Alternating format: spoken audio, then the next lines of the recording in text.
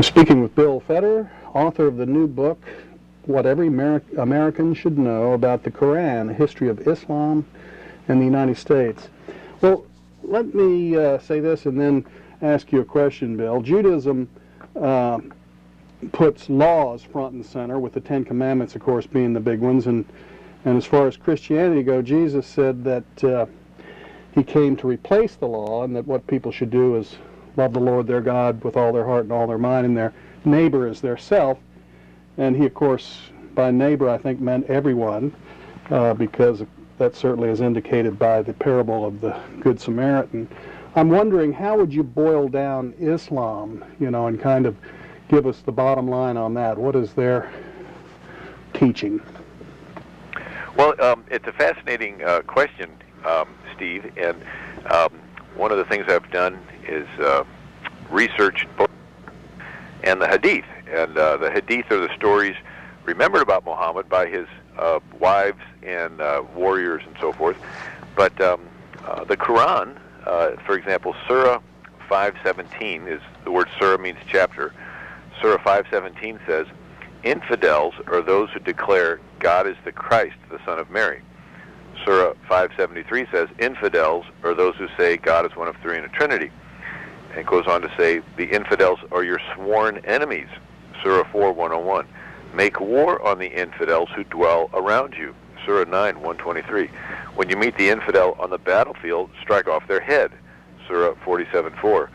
"Muhammad is Allah's apostle. Those who follow him are ruthless to infidels." Surah 48:29. "Prophet, make war on the infidels." Surah 66:9. So Christians, and I suppose Jews, well, not Jews necessarily, but Christians are infidels. They call Christians the polytheists, don't they, because they believe they have three gods or something like that? Well, they actually call the Christians and the Jews people of the book. Surah 5:51 says, "Believers, take neither the Jew nor the Christian for your friends." But yeah, they have used polytheists to refer to Christians, but more often polytheist refers to the Hindus and so forth. But for example, Surah 2:191 says, "Kill the disbeliever wherever you find them." It's interesting in Surah 5:33 says,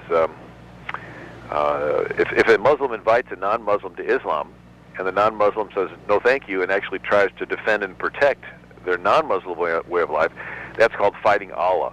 And it says in Surah 5:33, "The only reward for those who fight Allah will be they will be killed or crucified or have their hands and feet on alternate sides cut off." And so the thought is, well, am I taking these verses out of context? Am I missing something here? Am I being Islamophobic? And my question is, if I was going to pitch a stock investment to you and I said it's a really good investment, you would say, sounds good, let me look at the track record. Right. How has this stock performed over time? And so if I'm going to present a religion and I say it's a real peaceful religion, you would say, sounds good, let me look at the track record. How has this religion performed over time? And so we have a 1,400-year track record to examine, to see, and that's what I did in the book. Muhammad was born in 570 A.D., and he died in 632 A.D., and within 100 years of his death, his followers had conquered all of Arabia, all of North Africa. People forget there used to be 250 Catholic dioceses along North Africa, and they were all conquered, and then they conquered all of Persia. Then they conquered all of the Holy Land, which used to be Byzantine Christian and Jewish. They attacked Constantinople, which Constantinople was founded by Constantine. It was where Europe and Asia met. It was the capital of the Roman Empire. And they, 5 different times, they tried assaulting it between 698 and around 705. I'm speaking with Bill Federer, author of the book, What Every American Needs to Know About the Qur'an. So what you're saying here, Bill, is that Muhammad got this message, supposedly from God, that said all followers of God, Allah, were to go out and conquer the world and do so at the point of a sword, and eventually they got to Constantinople. What happened then? The Greeks there had Greek fire. It was a military advantage of mixing oil and sawdust in brass containers, and they would pump it under pressure and spray it like napalm on the Muslim ships, and the Muslims had no defense, and so they basically began developing moderate Islam, which says we will still conquer Europe, but it may have to wait till later. Then they conquered all of Spain. Right. 80,000 Umayyad Muslims came into Spain in the year 711. That's sort of an easy date to remember. Right. And the Muslims had the stirrup, and the Europeans did not. And that The little stirrup for the horse? stirrup for the horse is a little military invention, but it had huge consequences because it transformed the horse from a transportation vehicle into a war instrument. And Is that because they could stay on when they were charging? Right, you or could something? fight on horseback and put the full power of a galloping horse behind your sword. So the Muslims developed these curved swords called scimitars, and they could literally slice somebody in half while riding at a full gallop. And these, early 8th century battles there in Spain are almost ridiculous because these Europeans would stand in a field with their little short swords, and the Muslim warriors would come, 80,000 of them, charging at a full gallop with these razor-sharp scimitar swords and just slice them to ribbons. They conquered all of southern France, and finally they were within 170 miles of Paris, and the Pope puts out a call that anybody that could fight should join Charles Martel, the grandfather of Charlemagne. And Martel got 30,000 volunteers. There was no other army that size in all the rest of Europe. You could go all the way to Poland. There was no other army. So in other words, if Martel did not stop the Islamic invasion here, nobody could stop him, and we'd be speaking Arabic today. Let me ask you this. This sounds like, what the jihadists want to do today, I guess, is overrun the West again. Why do President Bush and other people keep saying that Islam is a religion of peace and that it's been hijacked by the radicals and all that? It sounds like this is the way Islam is, and that the teachings of Muhammad are to go out and conquer the world for Allah using the sword. Well, you're right, and it does bring up a point. My feeling is that the president is trying to sort of guilt them into becoming more peaceful, but Muhammad fought in 26 battles and in 86 raids, and he used the catapult when he would attack cities, and the catapult kills indiscriminately. And when it was told to Muhammad that there were women and children in a particular city, his response was, "They are among them." In other words, they get to have the same judgment. And so suicide bombers today justify killing innocent people in the advance of Islam because Muhammad did. And but yeah, it does bring up. But they conquered all of that area in the 100 years. The Battle of Tours with Charles Martel was in 732 A.D., just 100 years after the death of Muhammad. This is Stephen Hawley Martin, and I'm speaking with Bill Federer, author of What Every American Needs to Know About the Qur'an. Let me ask you this, from all you've learned with your studies, do you think that there's any hope for peace between the West and Islam, or is this war on terror, which some people don't think is really necessary, is it necessary today? Well, Muhammad divided the world into two houses, the house of Islam and the house of war. So the whole non-Muslim world is called the house of war. It's in transition to become the house of Islam. So in other words, a faithful Muslim sees the world as Muslim and going to be Muslim. Right. Now, a moderate, the word Islam means submission, and a Muslim is somebody who has submitted, and a faithful Muslim thinks there will be world peace when the whole world has submitted to the will of Allah. Now, a moderate Muslim thinks the world will submit to Allah in the distant future. So since it's so far off, just go ahead and get along with everybody now. A violent Muslim thinks the world will submit to Islam, to Allah now, and they want to help make it happen. And so that's the difference between the moderate and the violent. One is now and the other's later. Now, the question is, what do you think the moderate Muslim thinks when he sees Nancy Pelosi, our Speaker of the House, go over to Syria and put on the hijab, the Muslim veil? What do you think the moderate Muslim thinks when we have our first Muslim congressman in America, and he's sworn to office upon a Qur'an, and just this past spring, 2007, he started his first Muslim prayer meeting in the U.S. Capitol, bowing to Mecca. Mm-hmm. What do you think the moderate Muslim thinks when he sees our president being the first president to visit a mosque and take off his shoes, first president to celebrate Ramadan in the White House, first president to mention the Qur'an in an inaugural address, first president to have his administration issue an Islamic postage stamp, and first president to have a Muslim be the U.S. ambassador to the United Nations. What do they think? What do they think, Bill? Well, the idea that's presented to them is maybe the world is going to submit to Allah, not in the distant future. Maybe it's happening right before their eyes. Well, the people who, there's a whole group, I guess most of the Democrats, people on the left at least, feel like that the war on terror is what does John Edwards call it, a bumper sticker, and that it's really not necessary, and that if we just ignore it, it'll go away. I mean, what would you say to them? Again, I would encourage them to look at the 1,400-year track record of history. And isn't there something in the Qur'an about infidels, Christians, Jews, and so forth, needing to submit to people of Islam, to pay them some sort of tribute? It's called the jizya. And Muhammad said that fight those who believe not in Allah nor the last day, nor holden forbidden that which is forbidden by Allah and his messenger, nor acknowledge the religion of truth, even if they are the people of the book, until they pay the jizya and with willing submission feel themselves subdued. Mm-hmm. So as long as they realize they're beat down second-class citizens, then there's peace. And well, what do we? We're getting close to the end here. What do we do about all this? I mean, we've got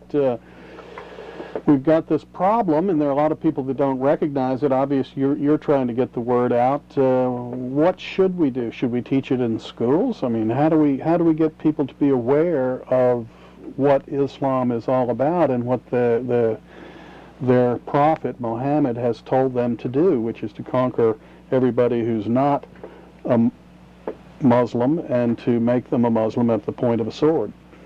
Well, education is definitely a part of it. I mean, when you bring out the fact that between 1943, Lebanon went from an 80% Christian country to today a 30% Christian country, and it happened through democracy. That what they call Islamification, where Muslims moved in so fast and they could have more kids, and then the wealthy Muslims bought up the old Christian neighborhoods and would not sell them back to the Christians. See, in 1938, oil was discovered in Saudi Arabia, and that's where the violent Wahhabi sect of Islam was. And the Wahhabi sect started in 1740, and this guy named Wahhab said, look, we need to physically have the world submit to Allah. And so when oil was discovered, Saudi Arabia began to export using the billions of dollars the West was sending over there buying oil. Now there are 25,000 Saudi Wahhabi schools. 9 out of 10 mosques in America are Saudi-financed mosques. Saudi Arabia is the #1 publisher of Islamic textbooks, and also Saudi Arabia is where the Hajj is in Mecca. So all the Muslims, once a year, one of the 5 pillars of Islam, they're supposed to go to Mecca for this pilgrimage. But since 1924, the Wahhabi control Mecca, so all these Muslims from around the world are getting infected with the violent Wahhabi version of Islam. And so, from what you've said, it sounds like the whole thing is violent, all those verses that you read earlier. Right, well, Muhammad did say when Islam's enemies are defeated, there is peace. And so once they conquer their enemies, then they feel like there's peace. It's subdued. But there isn't going to be peace until that happens. Right. Or everybody becomes, welcomes Islam peacefully. But one of the things I think is important is to realize that multiculturalism is the AIDS virus of Western civilization. In other words, when we say, oh, all cultures are the same, bring it all in, I ask a question when I speak in public schools. I say, do all cultures value human life equally? And they stop and they think and they say, no, they don't. Well, sure enough, in Islam, women are not equal to men. It takes 2 women to testify in court against 1 man. A woman gets half the inheritance that a man gets. They even have blood money. A woman gets raped, and so she gets punished for it, right? Yeah, she's guilty if she's raped. And then I bring out, I said, well, in Hinduism, in India, they have the caste system. Right. And if you happen to be reincarnated into that lowest caste as an untouchable, you're not equal to a Brahmin, which is the highest caste. You can't live anywhere you want. You have to live outside of town and take care of the garbage. Is that still true? Is that still true in India? I mean, I know about the caste system, but the Dalits, what they call them, they have officially, legally disestablished the caste system, but culturally it's still in place. And then in the atheistic countries, like the former USSR and in China, your worth is dependent on your utility. If you can contribute to the state or society, you're worth more. If you cannot contribute, you're voted off the island, survivor program. And so in America, you're equal, not because you're a Muslim male, not because you're a Brahmin, and not because you can contribute to the state. You're equal. Why? Well, Harry S. Truman, in his inaugural address, said, we believe all men are created equal because we're created in the image of God. Well, there's only one belief system that believes you're made in the image of God. It's the Judeo-Christian book of Genesis. God created them, male and female. He created them in the image of God. And see, in Islam, Allah has no image. And so it's blasphemy to say you're made in the image of Allah. In Hinduism, there's 300 million different gods, so pick which one you're made in the image of. And then in atheism, there is no God to be made in his image. And so the very idea of equality is a Judeo-Christian idea. So the bottom line is that what our kids are being taught in colleges mostly is that each civilization, each culture is pretty much equal, and it's all relative, and there is no absolute. That's what's going to lead to the decline and fall of Western civilization. Is that what you're saying? Yeah, I mean, in some cultures they have cannibalism, and so the idea we have to choose: do we want to preserve equality, or do we want to embrace multiculturalism, which will open the door for Sharia law Islam? You see, atheism is a transient state. It's basically a petri dish it's waiting for the bacteria to be put in there. And so when we finally clean out all the Judeo-Christian values, then it's going to open the door for Islam, radical Islam, to come in, and it does not assimilate. We have 1,400 years of history to show that it does not assimilate. It keeps its own. This is Stephen Hawley Martin, and I'm speaking with Bill Federer, author of the book, What Every American Needs to Know About the Qur'an. Well, tell me, Bill, what do we need to do about this? If we want to keep equality in America, we have to continue the teaching of the ideas and belief systems that gave birth to the idea of equality in Western civilization, and we want to discourage the teaching that Jews are from apes and Christians are from swine. Is that in the Qur'an? The Washington Post had a reporter go into the mosques in America and take their textbooks and translate them from Arabic into English. And in May of 2006, the Washington Post had an article. This is a Saudi textbook after the intolerance was removed, because it had been even more intolerant before. And it has a 8th grade textbook that says the apes are Jews, the people of the Sabbath, while the swine are the Christian, the infidels of the communion of Jesus. They have a 5th grade textbook which says it is forbidden for a Muslim to be a loyal friend of someone who does not believe in Allah.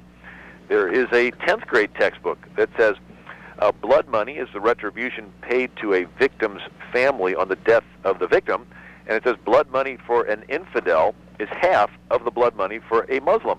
Blood money for a woman is half the blood money for a man. So if you're an infidel woman, you're half of a half. Here's an 11th grade textbook. This is taught in America right now in these Muslim schools. It says, do not yield to Christians and Jews on a narrow road out of honor and respect. I had to read through that a couple times. It says, do not yield to the Christian and Jew on a narrow road. In other words, you bump them off the road and you keep going, huh? Right, and so when the Christian and Jew thinks they're being polite by saying, oh, you go first, they interpret it as we're acknowledging their superiority. But wow. And then here's the 12th grade textbook. It says, jihad is the path of Allah, which consists of battling against unbelief, oppression, injustice, and those who perpetrate it. It is the summit of Islam. This religion arose through jihad, and through jihad its banner was raised high. And so we have the teaching in our schools and in our prisons in America that is contrary to the concepts that America is known for, equality. And I keep going back to Abraham Lincoln's Gettysburg Address, where he said, 7 years ago, our fathers brought forth on this continent a new nation, conceived in liberty and dedicated to the proposition that all men are created equal. This has been very interesting, and it's kind of scary, and I hope that a lot of people's eyes will be opened by it. Thank you so much, Bill. Thank you, Steve.